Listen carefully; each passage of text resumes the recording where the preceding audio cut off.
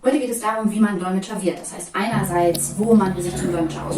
ini kita akan membahas bagaimana menjadi penerjemah, yaitu di satu sisi di mana seseorang bisa mengikuti pelatihan menjadi penerjemah, dan di sisi lain apa yang sebenarnya dilakukan dalam studi tersebut.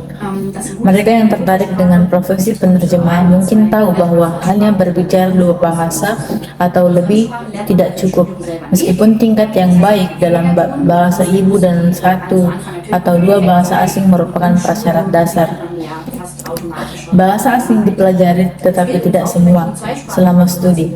Artinya, Anda harus memiliki pemahaman yang baik dalam bahasa ibu dan satu atau dua bahasa asing sebelum memulai studi.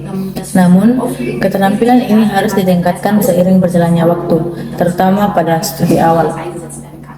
Ini juga berlaku untuk orang-orang yang dibesarkan dengan dua bahasa, tergantung di mana mereka bersekolah, di negara mana, seberapa banyak, dan dalam bidang apa mereka memiliki kontak dengan bahasa tertentu. Pada awalnya, mereka mungkin menghadapi beberapa kekurangan yang harus diatasi sebelum dapat digunakan di pengadilan atau di tempat lain. Ini adalah hal yang dipelajari selama studi, yang sebenarnya lebih fokus pada proses penerjemahan daripada pembelajaran bahasa. Proses penerjemahan melibatkan pendengaran, pemahaman, mungkin pencatatan, terjemahan, dan kontrol keluaran. Orang mungkin berpikir bahwa mereka dapat menghadapi tugas ini dengan menonton video YouTube atau menerjemahkan pidato secara spontan. Tetapi sebenarnya melakukan ini selama waktu yang lebih lama, misalnya 20 menit, dan merekam diri sendiri, mungkin akan menunjukkan adanya banyak kesalahan atau pembicaraan yang tidak masuk akal tanpa disadari. Ini adalah hal yang wajar. Kemampuan kognitif yang diperlukan untuk menjalani proses ini dengan daya tahan dan kualitas yang tetap harus dikembangkan, dan ini terjadi selama studi. Hal ini sangat terlihat pada penerjemahan simultan, di mana otak harus menyesuaikan diri dalam proses mendengar, memahami, menyimak, dan mengontrol keluaran secara bersamaan. Penting untuk diingat bahwa penerjemahan tidak sama dengan menerjemahkan teks tertulis. Oleh karena itu, penting untuk fokus pada bahasa yang diucapkan selama studi dan tidak mulai menerjemahkan teks tertulis. Di banyak perguruan tinggi dan lembaga lainnya, terdapat latihan-latihan seperti latihan kekuatan memori pada awalnya.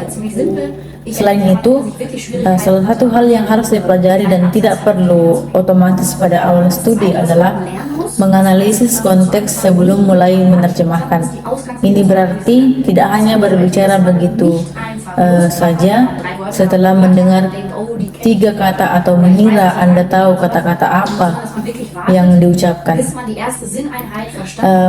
Sebaliknya, Anda harus benar-benar menunggu hingga memahami keseluruhan gagasan sebelum mulai menerjemahkan. Mengetahui kapan waktu yang tepat untuk memulai adalah keterampilan yang perlu dikuasai dan tidak boleh menunggu terlalu lama. Ini juga adalah sesuatu yang dipelajari selama berlatih. Ada sesuatu lagi yang biasanya dipelajari selama studi, yaitu teknik catatan. Ada sesuatu lagi yang biasanya dipelajari selama studi, yaitu teknik catatan yang dibutuhkan untuk penerjemahan konsekutif. Di sana kita belajar untuk membuat catatan dengan cara tertentu sehingga kita dapat merujuk kembali secara bebas setelah 10 hingga 15 menit.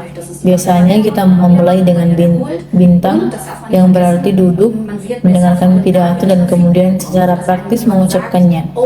Ini melatih area di otak yang memungkinkan penerjemahan Vicentan dapat dilakukan, dan ini merupakan latihan yang cukup baik pada akhirnya. Kemampuan penerjemahan dikembangkan melalui latihan. Otak mengembangkan kemampuan kognitif dengan melakukan tugas berulang-ulang dan mengulanginya. Penting untuk mendapatkan umpan balik, seperti diberitahu bahwa kita memulai terlalu cepat atau harus memperhatikan hal ini dan itu. Kita juga perlu mendengarkan rekaman kita sendiri dan menyadari kesalahan yang telah kita buat. Ini tidak hanya tentang membuat kesalahan terjemahan, tetapi lebih kepada teknik. Hal yang penting adalah kita telah belajar untuk mentransfer informasi dari satu bahasa ke bahasa lain, dan juga kemampuan untuk melakukan ini selama jangka waktu yang lebih lama dan bahkan sepanjang hari kerja. Pernyataan tentang bagaimana menjadi penerjemah seringkali dimulai dengan mencatat bahwa istilah penerjemah tidak dilindungi, sehingga setiap orang dapat menyebut dirinya sebagai penerjemah. Namun, dalam praktisnya, tanpa gelar, sulit untuk mendapatkan pekerjaan. Oleh karena itu, gelar sangat diperlukan. Ada berbagai cara untuk mencapai ini. Jalur klasik menjadi penerjemah adalah melalui studi di perguruan tinggi, tetapi tidak semua bahasa ditawarkan di sana. Ada juga akademi khusus di mana persiapan untuk ujian di negara dapat dilakukan. Ada berbagai jenis gelar, termasuk gelar master dan studi di perguruan tinggi. Penerjemah yang diakui secara resmi oleh negara melalui ujian negara dan ujian IHK untuk menjadi penerjemah terdaftar. Pilihan jalur tergantung pada keadaan pribadi dan bahasa kerja yang dikuasai. Pertimbangan melibatkan usia, apakah seseorang ingin belajar atau usia muda, atau sebagai pekerja dewasa yang ingin beralih karir.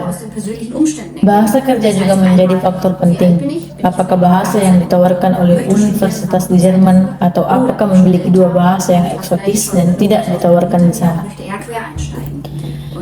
Ada perbedaan yang sangat penting antara studi di perguruan tinggi dan pelatihan di sebuah fah akademia.